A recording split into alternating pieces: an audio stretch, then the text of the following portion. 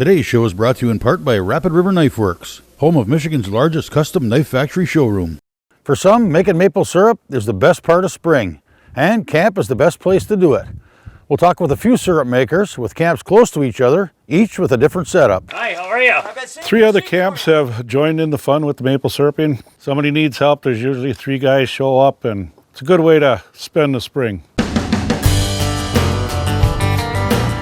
9 million acres of forest, 1,700 miles of continuous shoreline, 4,300 lakes, 12,000 miles of streams, more than 300 waterfalls, 15 counties, 2 time zones, and 1 area code. Welcome to the Upper Peninsula. Welcome to 906 Outdoors.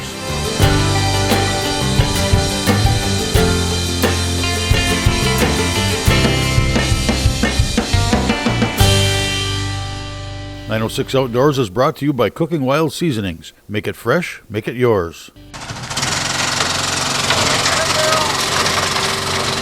Well, it's that time of year. The days are warm, the nights are cold, and the sap is running.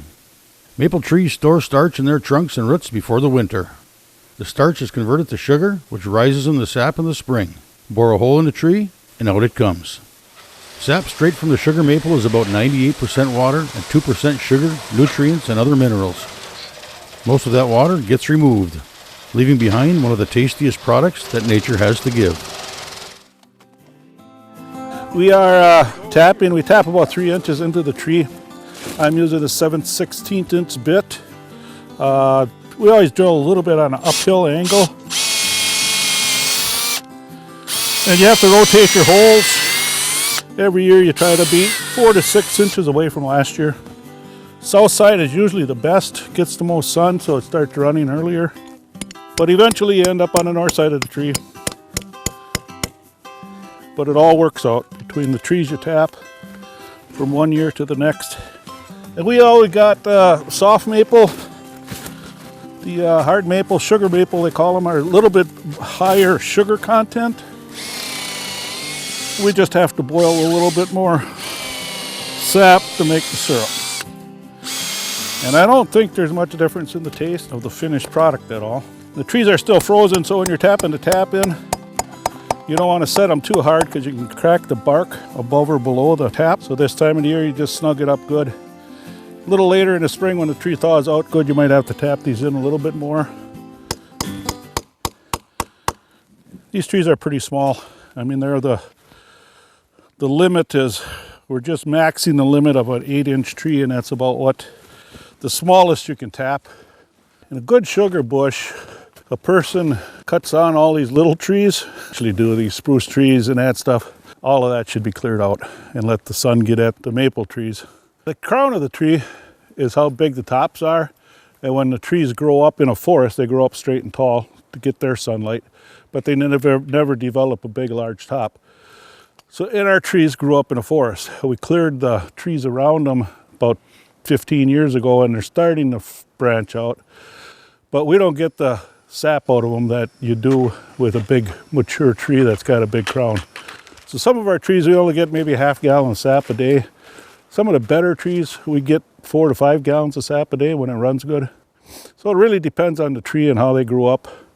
The mature hardwood forest, that's where you get your best sugar maples. That's where you get the best producers, I guess you would say. We had started out originally using buckets on the trees. And the thing with the bucket is when you're going around collecting, you don't know if it's got any sap in it or not. So we switched over to the bags where you can look over there 50 yards and tell if there's any sap in the bag. And also when they freezes up at night, the sun will thaw the bags out a lot faster during the day. In the buckets we had to collect a lot of ice. So we went away from them and started doing the bags. And the only trouble with the bags is you got a lot of squirrels in the area. They like to chew on the corners and wrecks the bag. It's a horse apiece. We have a good squirrel hunt in the fall and kind of keep them at an intolerable level. Let's put it that way.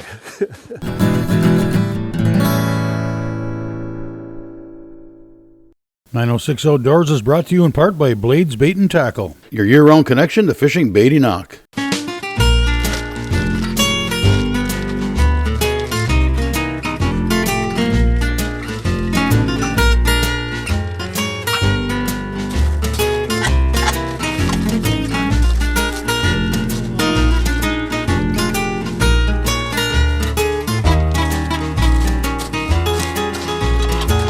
got a beautiful day today. It was down to 17 this morning when we got up. It's supposed to be up in the 40s. That's a perfect maple syrup day for the sap to run. Has to be below freezing at night, and in the teens is better. And with the sunshine and up in the 40s, the trees really produce then. So that's the key, is to get the good weather. And if we get enough days like that, we have a banner year.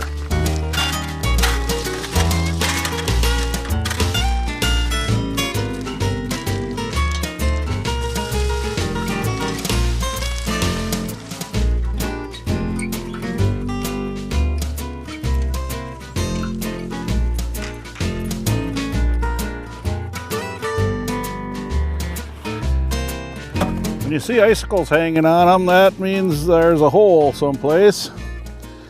And that's what the squirrels do to us. So that bag's got to be replaced.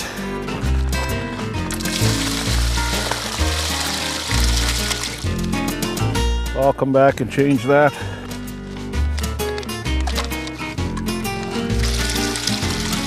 The little bitty hole there is leaking. That's all it takes. Now, did the squirrel climb up? You can see the little claw marks. Just enough to poke a hole.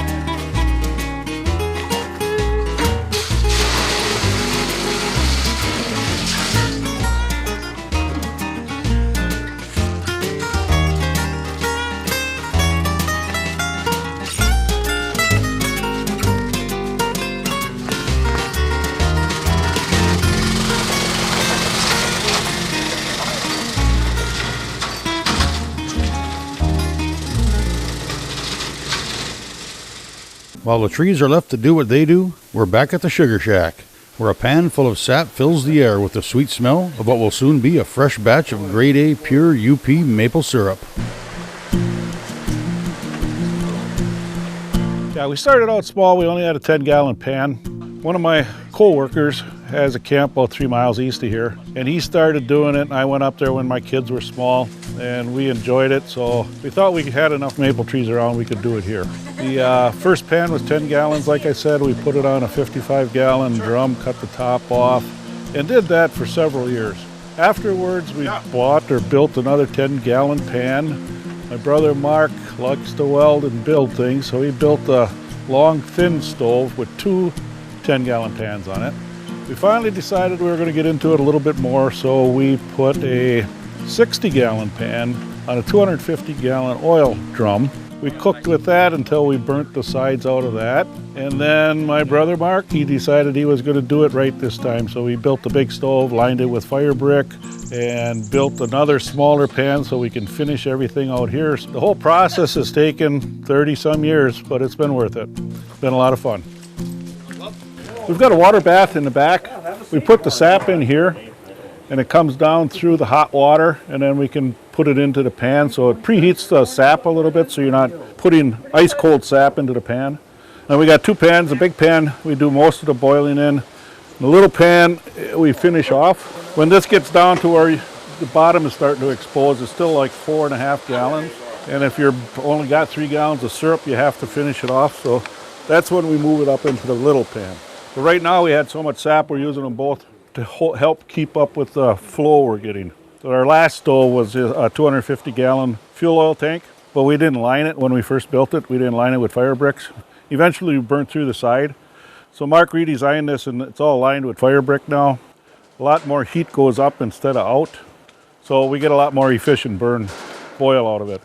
When we get down to where it's almost, you can see the bottom when the sap is right there, we pull this whole pan off and set it here. And then we've got a stainless steel lid that goes over the fire. And then we can drain it out, and that's when we transfer it into the smaller tank. And on that front tank there, This folds up and we got a steel rod. So that pulls out here and we can drain that and clean everything up. Front of the stove is solid, so we don't have to worry about putting a lid on it or anything when we pull this pan off. 906 Outdoors is brought to you in part by Christ, your Northwoods neighborhood store.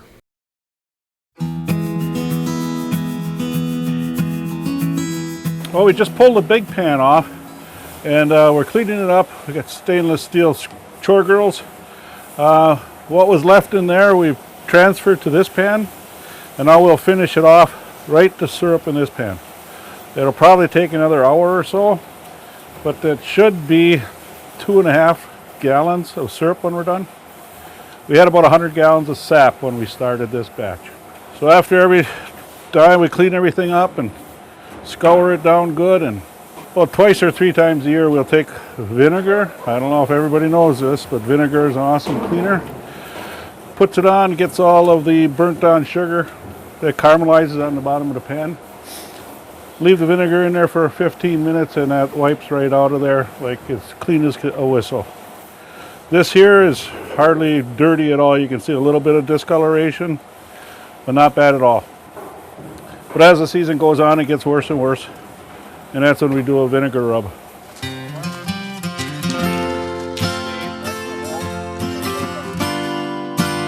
Yeah, we started back in the 80s, and since we started, 3 other camps have joined in the fun with the maple syruping. We're always here to help each other. We're only a phone call or a text away. If somebody gets stuck and needs a hand, we all pitch in.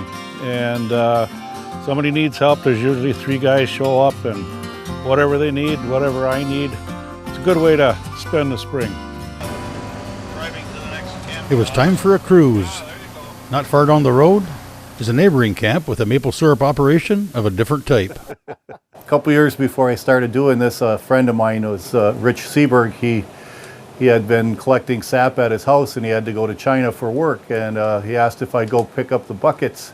I went out to his place and got his sap and took it home, and I started cooking on a turkey fryer, and I was hooked. I have about 128 trees tapped. Right now we have some issues with water. Some of them I can't get to because the river has come up higher than I expected. Normally the river doesn't come up until after the ice goes out. And I can usually tap some trees down in the lowland and not have an issue with them. But I have this hole drilled in this bucket here, and it lets the sap in just a little bit faster than what I can boil it off. So throughout the day, the level in the cooker raises. So I have to take a break from filling it every once in a while and let it catch up. By metering it in slow like that, I'm able to keep a boil going throughout the rest of the pan, and I kind of contain the cold stuff to the front end. So I use a meat thermometer. It's a remote meat thermometer. You can walk around with it. It can go about 100 feet, 150 feet. I set my alarm at 217. If the alarm goes off, then I've got a trouble up here. I might be boiling over. So this allows me to go out and do things without having to stay here constantly. So to finish this, I've calculated out that at 1 inch depth in my pan, at 2 by 4 and 1 inch deep, I have about 4.63 gallons of syrup or liquid in there. So at the night before, when I get about 200 gallons into the pan, I'll raise the pan up to about 3 inches deep in there, and then I'll shut it down, and then overnight it'll go down and I'll be close to 5 gallons by the morning when I come out. That way the liquid is cooled off. I can put it in a bucket, and I take it inside and finish it on a gas cooker.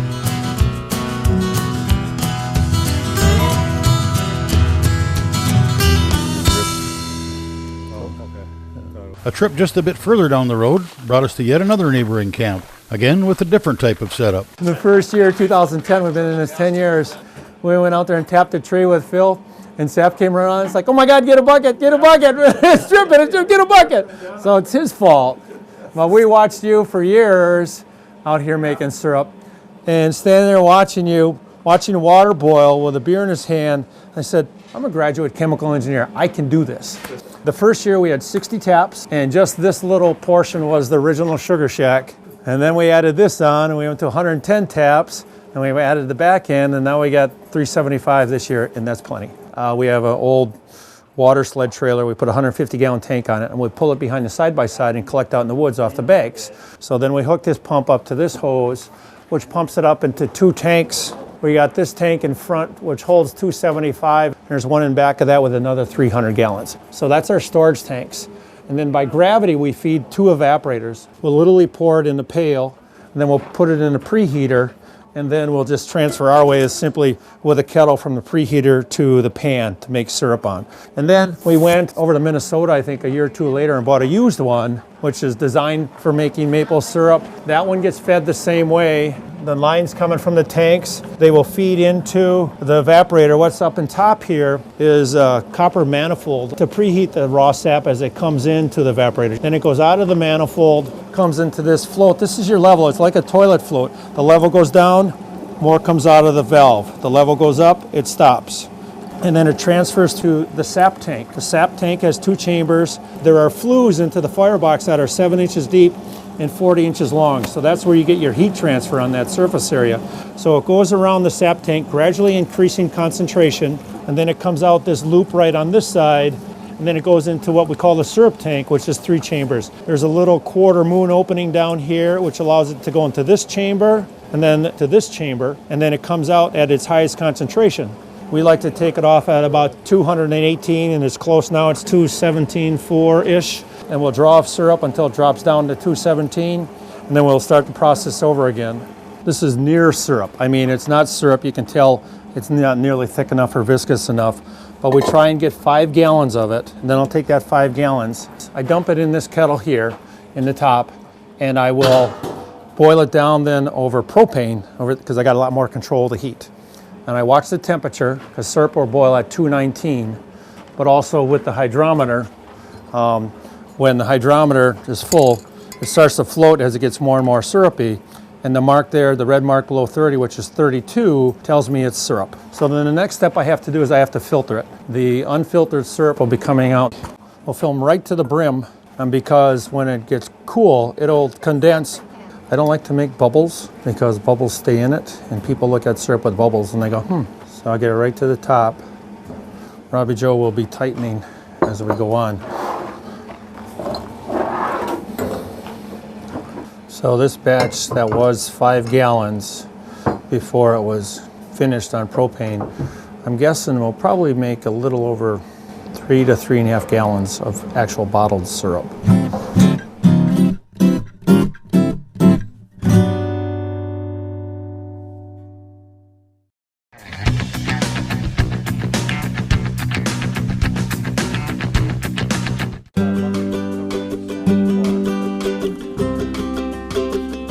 After we boil sap down to syrup, we let it sit, and it filters out the niter.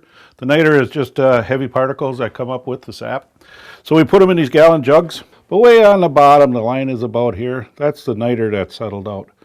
And why we do that, it goes through the filter a lot better if we don't put the niter through the filter.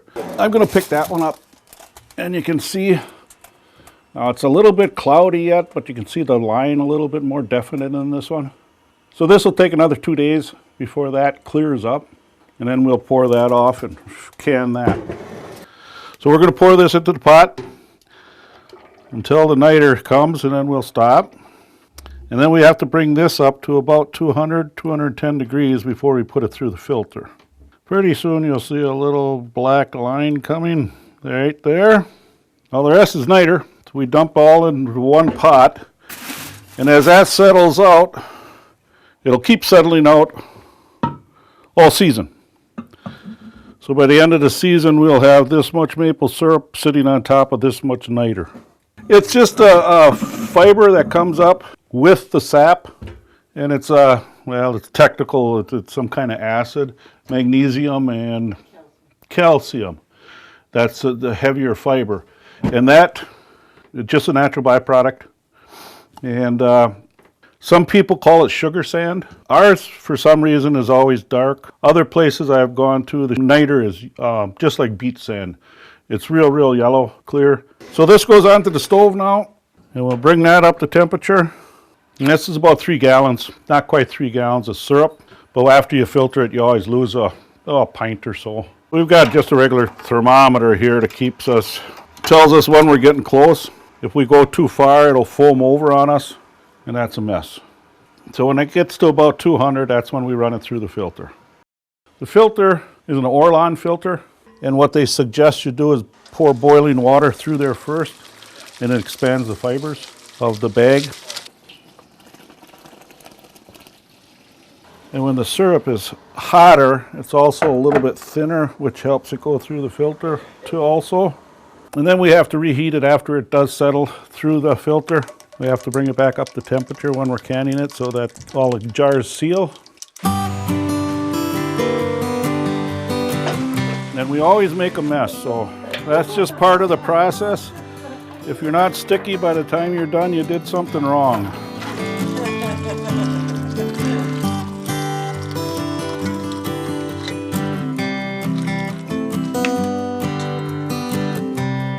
Mostly we make the maple syrup and we give most of it away. You can't beat real maple syrup. We enjoy it, the whole family enjoys it. We sell very, very little of it because I've got a big family and everybody's got friends.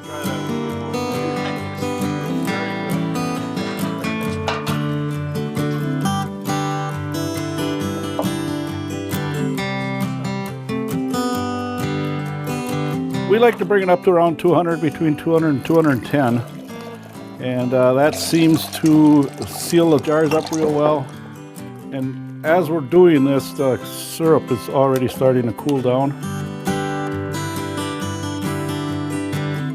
The more people come up here and help us, we hand it out then. We save it for Christmas presents. It's just a fun thing to do.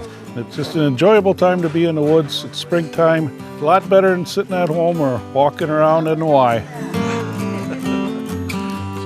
Feels guilty, you can just tell.